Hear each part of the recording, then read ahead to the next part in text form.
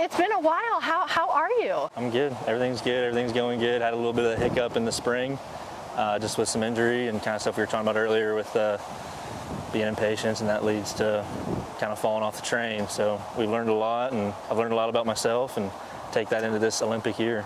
Yeah, that's terrific. How different does it feel being a returning Olympian? Yeah. You've already earned the title of Olympian, so now going for kind of a repeat performance. How does that change the way you think about it, feel about it, or even prepare? Yeah, I mean, ultimately it's just experience that you continue kind of racking up under your belt. You know, in 2021, we were hoping to make the first team, and that's something you always dream of as a kid. You know, that's when you're 15, 16, you're learning the turns and the footwork. You know, that's the end goal. Like, I want to go to the Olympics, I want to be an Olympian. And so to check that off in 2021 was huge. You know, that's kind of your life work. I think at that point it was 9 years of doing this. And then, you know, being able to, at the end of the day after Olympic trials, call yourself an Olympian is huge. And so to have that in your back pocket, and the pressure of that is off. Like, you can take that title to your grave. Now we're trying to earn the two-time Olympian. We're trying to get a medal. And so it's just, ultimately, we're just climbing the ladder, and these are things you set out for, but it takes time. And so first time was trying to make the team, and now we're trying to go there. We're trying to do something. We're trying to compete, trying to win a medal. We got to talk over Zoom a few times when you were in Tokyo. What was the experience like now that you've had some time to really digest it? Yeah, it was pretty weird. I mean, we were in the Olympic Village. It was COVID, so you're spitting in cups every morning. There weren't any fans in the stadium. There weren't, the stadium was empty. It's just coaches and kind of team members, people who kind of want to come to watch that are already in the village, in the isolation, in the bubble. But you kind of, all of the media before, you kind of get used to that. And so again, carrying that experience over to this year would be huge. But again, it's just the experience we continue to kind of rack up, and the travel. That was a 12-hour travel. Paris will be easy. It'll be 8 hours straight to Charles de Gaulle Airport, and we'll be in the village. So the travel is going to be easy, and yeah, we're excited to see what comes. As challenging as that was, it's still your first Olympics. You're wearing USA. It must have still felt surreal in some ways. Yeah, for sure. I mean, anytime you can represent your country, it's a huge honor.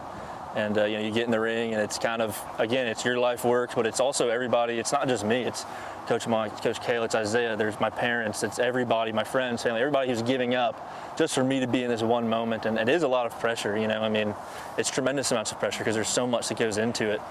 But at the end of the day, you train for it. It's your job, and it's on you to get the job done. So pressure on your end, nerves on the people who loves you. And Absolutely. I mean, I was with your mom and dad watching in the living room. She's knitting up She was knitting so fast. Yeah. She's got sparks coming off those needles. She does. I thought she's going to knit everybody in the room a sweater before this thing's over. Yeah. So it'll be fun. They'll be there. They booked their trip, which is again more pressure because nothing's guaranteed. Yeah, right. So I've got to do my job and compete in Paris. So yeah. You're feeling healthy again. Yes, ma'am. How important is that? It's great. Training's going great. We're since 2020, really 2021, I've yet to put more than 4 months together of injury-free training. This is month 5. The session today was really great. Feeling some good stuff, and so it's nice to start seeing that technique and the changes we're making and the consistency, which is key, and obviously trying not to get hurt and me stay patient and trust the plan. Yeah, it really is so exciting.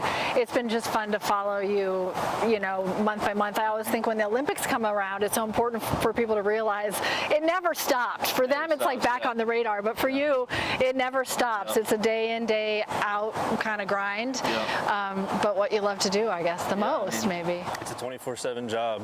It's you got to get 8 to 9 hours of sleep, really 9 hours. The Olympic training committee pretty much shows like at 8 hours of sleep, your chance of injury is maybe like 20%. If you go to 9 hours of sleep, it goes down to 15%. But if you get 10 hours of sleep, it starts going back up, so your chance of injury. So you really want 9 hours of sleep, and it's like, well, how do I fit in? Today we're training twice a day, and so then I've got to do my recovery work, but I've also got to get in bed because I'm up at 5 a.m. for this 8 a.m. practice. So I've got to get 9 hours of sleep. I've got to do my recovery work, my ice bath, my food, my meals, and so it's a 24/7 job that you can't just clock out of and shut it off.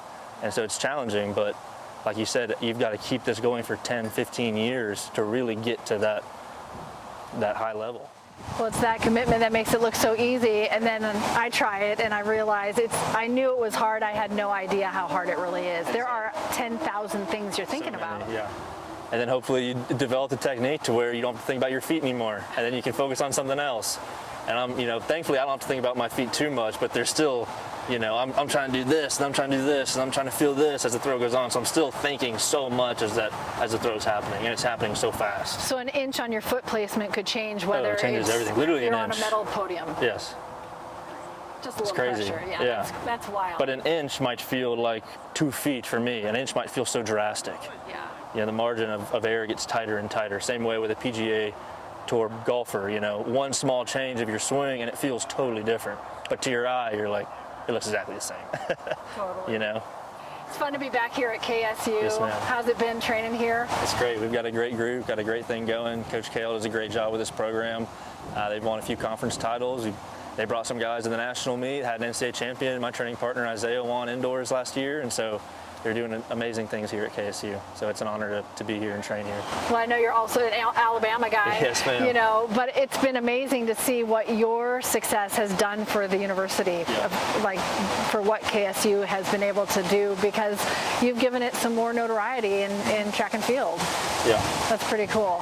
I appreciate that. So what would it mean to be able to have another go at the Olympics, to have a game where the slogan is games wide open and everyone you love can be there, to be able to have that experience kind of fully maybe for the first time? Yeah. Just if you could put to words what that might mean to you. I mean, it's incredible. There's a guy that walks here every day, Mr. Phil, and every day we talk. He'll come walk in the sector with me, and I'll be warming up and he'll be sitting here and we're just talking. I'm telling him, like, man, we've got 8 months until the Olympics.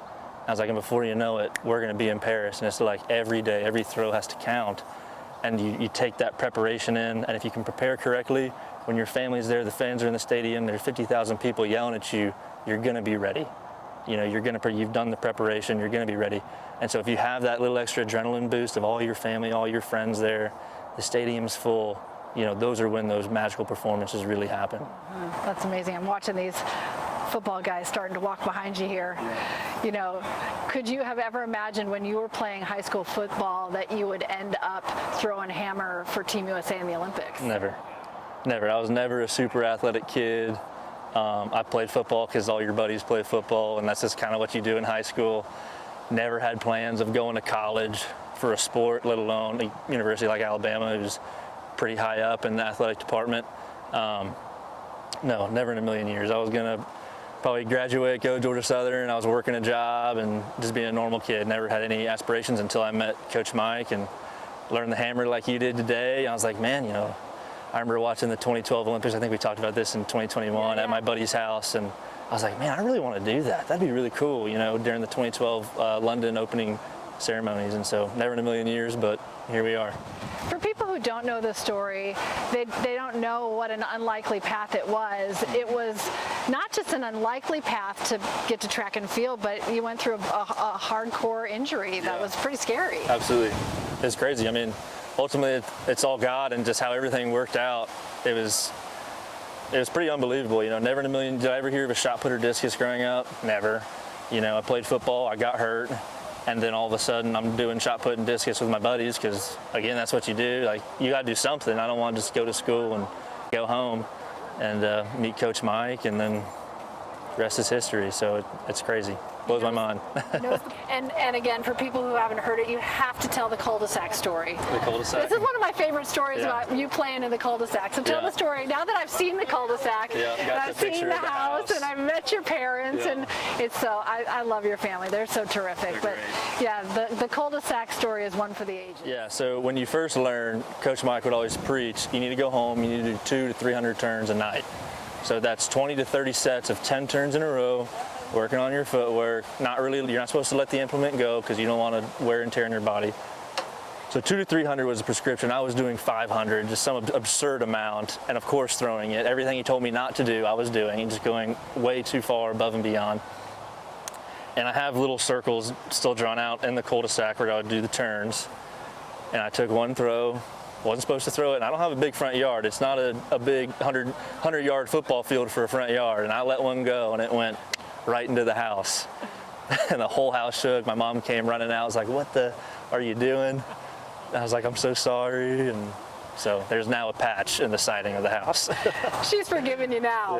Yeah. It's She's all like, worked out. now she wants to put a frame around it with a spotlight. It's a good story to tell. It's a great story to tell.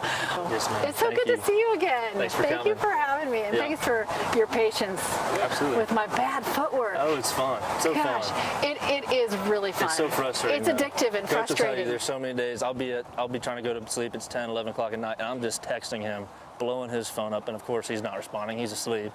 But I've got all these thoughts running through my head, what I did really bad at practice, what I can do better. And if it's a bad day, there's some nasty texts of like, what am I doing? And it's frustrating. But when you get it, it feels effortless, makes it all worth it. Totally. So- That's awesome. It's a fun process. It's so good to see you. Yes, ma'am. Thank you so much.